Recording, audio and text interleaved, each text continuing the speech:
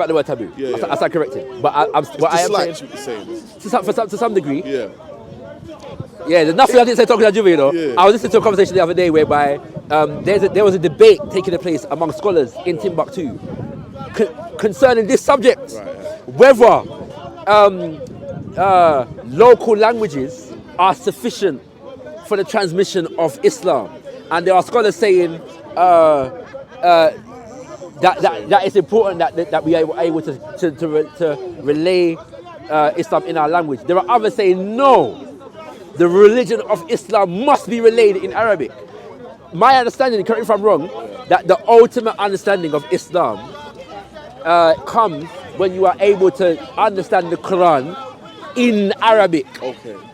Am I wrong? Yes and no. Right, okay, go on. Yes and no. The ultimate, I don't even like it like that because I was trying to say to. Sorry, boss. Don't block the camera though. Don't block the camera. Yeah. I tried to relate it to a brother as in like a ball in 3D, yeah, like with your eyes, you can turn it around, see it right. Mm-hmm.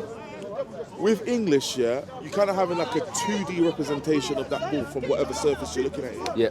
Yeah. The Arabic allows you to go deeper and find nuance. Right. However, that nuance can be communicated in English. Right.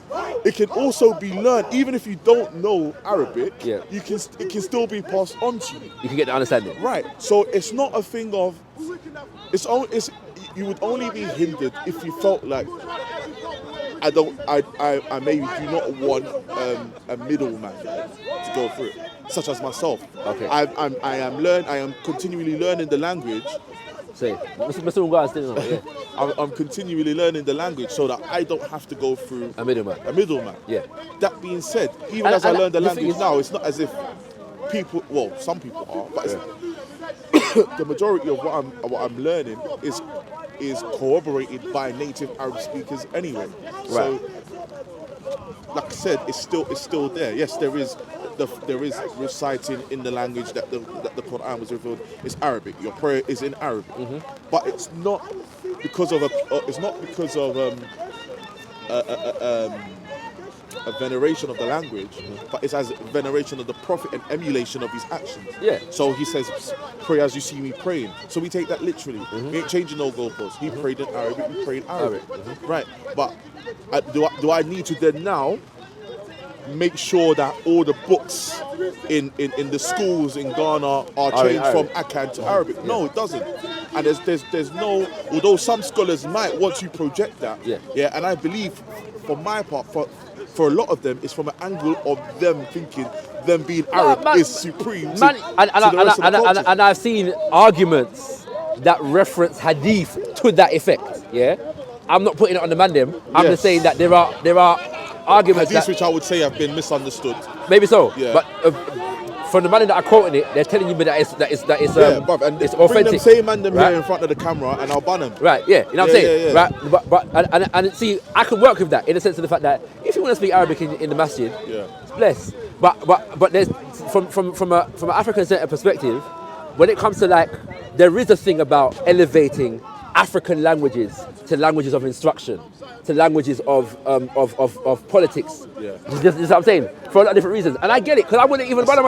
For me, it's not a negative thing to say that in order to understand Islam properly, you have to read Arabic necessarily. Yeah. Partly because I'm understanding in studying Ifa, how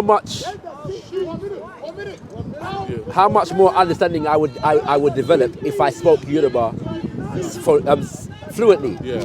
At the same time, I'm imagining, and I need to do more research on this, that it wouldn't be too difficult. Well, it might be from Yoruba to English, but if I was to say from Yoruba to Fon or Tree, would it be that much of a hindrance to understand if you translate it into Tree? I don't think it would be. Because you probably have more similarities in the languages or the philosophical concepts of it. That's what I'm saying, right? So that's something that I want to look into more in the future. Just what I'm saying. But yeah, so that's the thing for me. It's so I might want to deal with it in the masjid. But when we talk about but also as well, one of the things is, like you said, that has come to mind when you mention language. So a place like Mecca, right, where several people congregate, it serves the people to have a common language, right? I might buck up with a Chinese brother that only speaks Chinese or Arabic because it's this religious thing. There's no way I can chat to the brother in Chinese. So Arabic becomes the language that binds us all together. This is a universal language. So again, it might not even be a veneration thing. It might just be out of ease and communication. To join the Muslim world, the predominant thing that started, the predominant people were the Arabs. I'm sure that existed, and I don't deny that. I'm just saying that there was this other dynamic in terms of whether we can truly appreciate the religion, whether we can truly worship Allah without knowing Arabic. And that's why so much of the scholarship tradition was written in Arabic. They weren't just right, and it became a mark of your scholarship, a mark of your eruditeness to be able to write and dispense this information in Arabic. So that before you came, we were talking about the manuscripts that have been found in Timbuktu and the so-called Ajami scripts, which use the Arabic scripts, but they're written in the local languages, but they're not they're not considered with the same authority, the same eruditeness. You know what I'm saying? It's like the difference between like Shakespeare and any random and 50 Shades of Grey. You know what I'm saying? In terms of English literature. You know what I'm saying? Even, you get me? Even bringing it back. So one of the books that you study in Arabic is called Ajurumiyya. Ibn Ajrum was like a Moroccan. I believe he was a Moroccan of black complexion. But one of the so it starts off talking about kalam, speech, and it goes to kalam or love. Kalam is pronunciation. Al-Murakkab, that's made of more than one word. Al-Mufid, beneficent, bil-wada'. So when they come to the part about bil-wada', what does bil-wada' mean? Some say this means it's Arabic, which literally means that if you're speaking and you're not using Arabic, it's not speech. So I get, there is that supremacist element. I'm saying it's Arabic is the mother of all languages. I was amazed by this claim. I was amazed. That he said that from pure ignorance. Yeah, but you got people that will argue that language in Jannah or in the hereafter is Arabic. And I have to turn to a man and say, I beg you, bring the delete. Yeah. Some people are just, they've assumed it, and sometimes maybe because it's so normalized, it's everywhere. You see Arabic. The Prophet was Arabian. The Hadiths are in Arabic. He's telling you what's going on in Arabic, so you might just subconsciously assume. But it makes sense if the word of God, the literal words of Allah are revealed in this language, it makes complete sense that you're going to apply sacredness and divinity to the language. But I'm saying the literal word of Allah says that He sent messages in the tongues of their people. And this is the last. This is the last thing. What about the things that came before? There have been other languages. So why don't we venerate Hebrew or Aramaic or whatever language? And we know that there's African prophets. So clearly there was an African language that the Prophet was sent with. We don't know what it is. We don't know what it is. So can we pray to Allah then for the revelation of what that language was? Is that possible? Inshallah, I might show it to you in a dream, bro. You never know. But it don't. So it doesn't make sense. Like Allah has already said, He sent His prophets all with different tongues. And if it says for that point in terms of language, that is only a point that is used. The word term is guidance.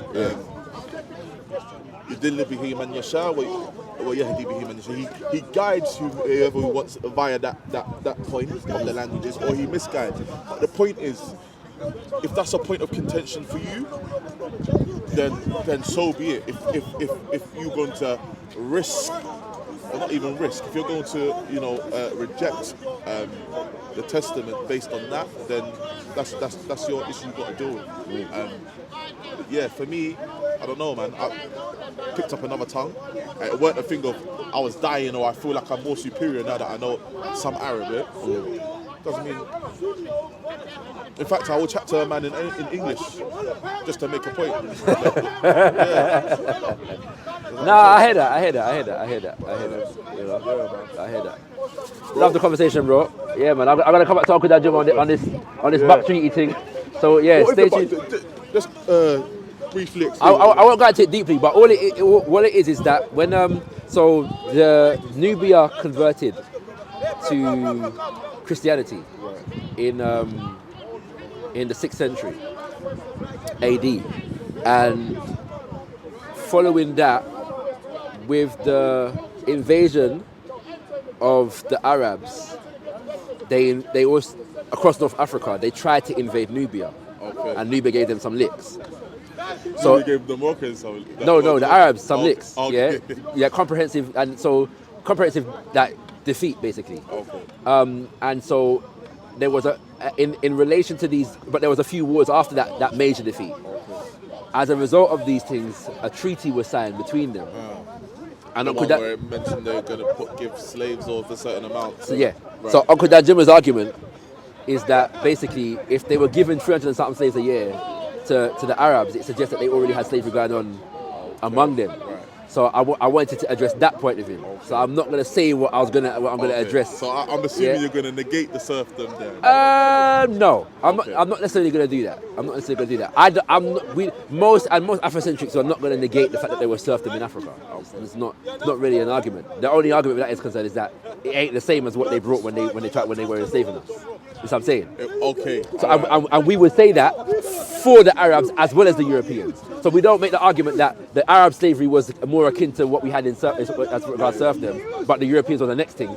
The argument is more that the Arab thing was more like the European thing. Yeah, that's the argument. That's okay. Yeah, so that's obviously for me. That's a point of contention.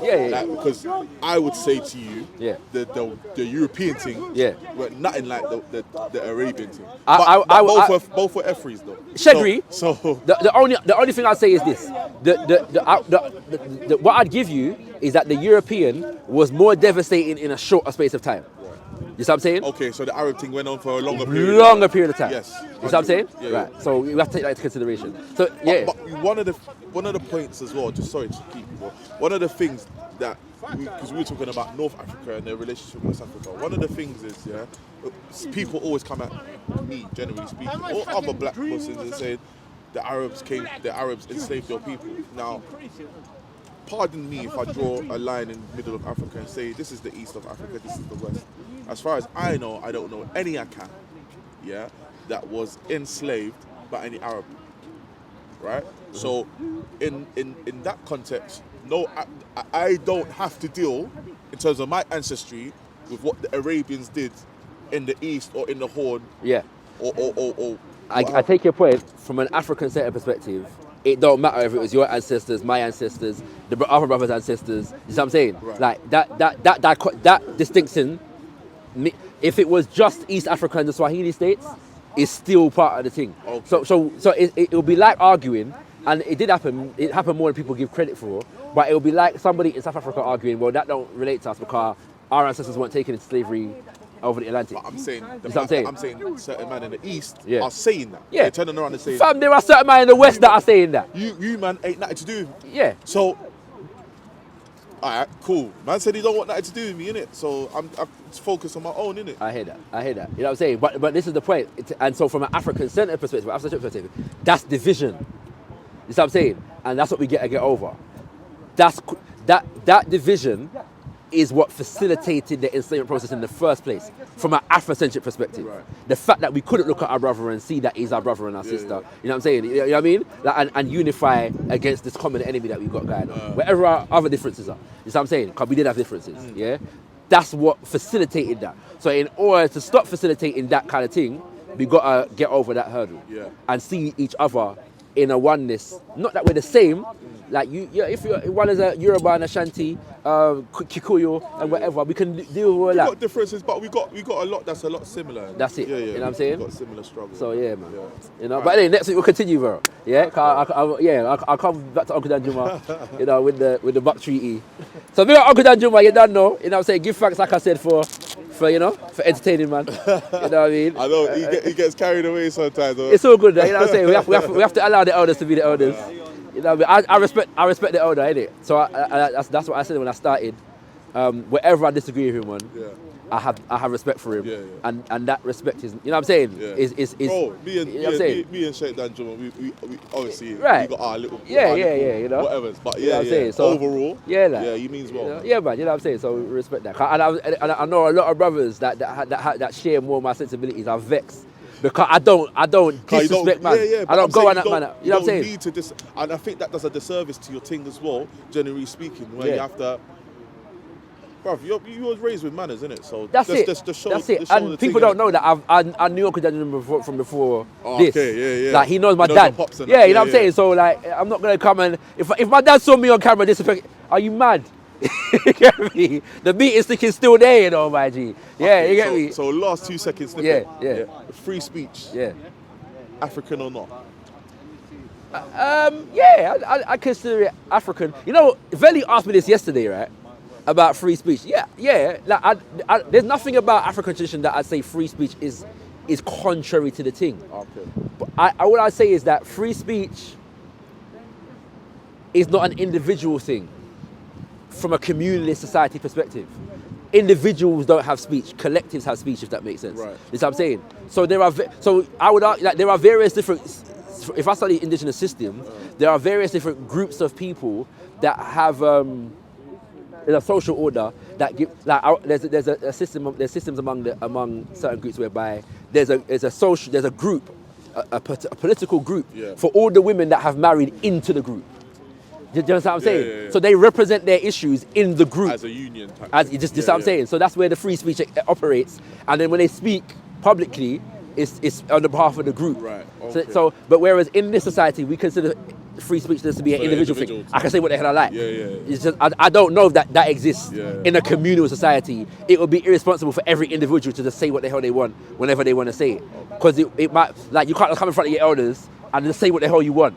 You know what I'm saying? There's order. Yeah, you know what I'm saying? Like, so that's, don't speak out of turn and then right, you know what I'm saying? You know, when you come in front of certain, you wait to speak, there are, you know what I'm saying? The etiquettes. Right. When I started speaking to Uncle Juma, I said, you know, let me, because I started speaking and I caught myself and said, I want to make it clear that I respect you. I said, there's certain traditions in West Africa whereby when you're speaking to an elder, you want to disagree, you have to ask to disagree. You know what I'm saying? You have to request the right to have a disagreement right now.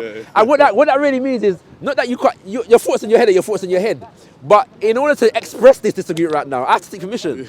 Just what I'm saying. So I did that just to make sure people understand I respect this man.